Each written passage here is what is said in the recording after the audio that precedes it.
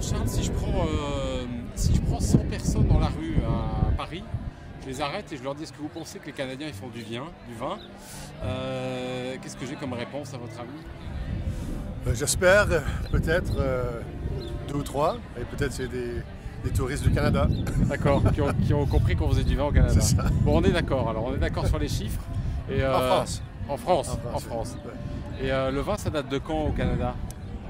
Ça date,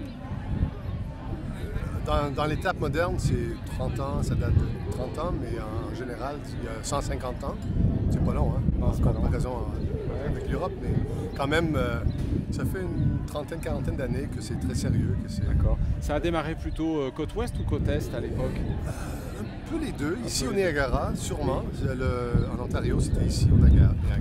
Mais aussi dans l'Okanagan, dans la Colombie-Britannique. D'accord. Ça a démarré aussi dans les années 70, dans les années 80. Et vous êtes arrivé là comment? Qu'est-ce qui vous a pris de faire du vin? C'était pas à l'origine votre métier? Non, je suis réfugié de la restauration. Ah ouais. Je travaillais à Toronto, à Montréal, à Québec et j'étais passionné du vin, c'est ça? Oui, oui. Et j'ai fait un stage, un domaine ici, un domaine de Riesling ici au Niagara et ça fait 20 ans. Ouais. Ouais, ça passe vite. Ouais, je suis vieille vigne maintenant. C'est ça. Comment vous jugez l'évolution ces 20 dernières années? Donc il s'est passé quoi? C'est meteoric, on dit en anglais. Ouais. En termes de qualité d'expérience, premièrement, on est situé dans une place très spéciale, calcaire, sur le bord du lac Ontario, climat frais, mais qui est capable qu'on peut atteindre un mûrissage dans la vigne. C'est très chaud ici l'été, c'est pas l'hiver à l'année longue.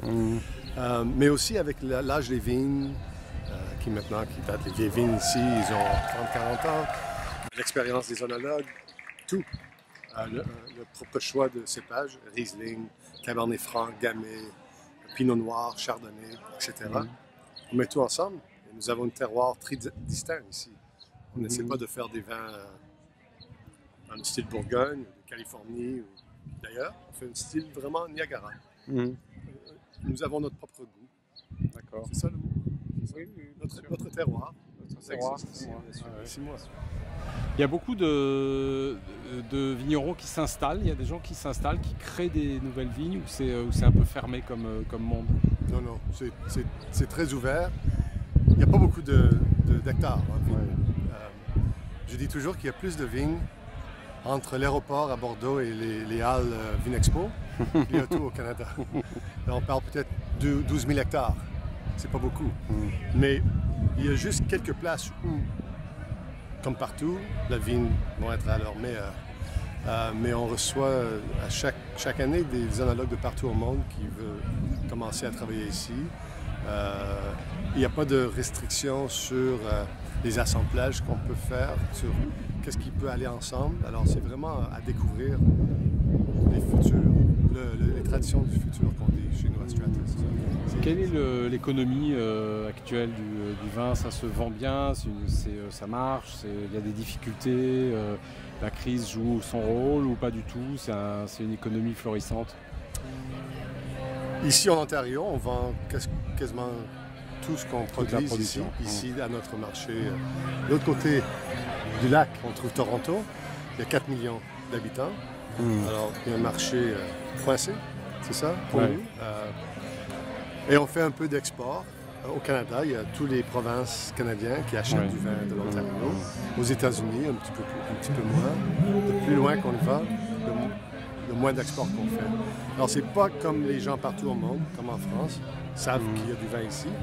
Mais on travaille à fur et à mesure et les gens commencent à connaître nos vins en Asie, en Europe un peu, en Scandinavie. Mais l'économie ici, c'est vibrant, c'est ça le mot? Oui, oui, c'est vibrant. C'est la visite qui passe ici l'été pour goûter au vin des caves. On est à 1h30 de Toronto, on est à 1 heure en avion de New York. Alors tout est très très proche, c'est très spécial. Et, nous serons ce serait un problème un jour quand le monde découvre en général les vins canadiens parce qu'il n'y aura pas assez. Il n'y aura pas assez. Il n'y aura pas assez. Parce que honnêtement, c'est le Canada et il y a juste une toute petite surface où on peut mettre la vigne. Mais où on trouve cette vigne, c'est délicieux. C'est juste ça. Ouais.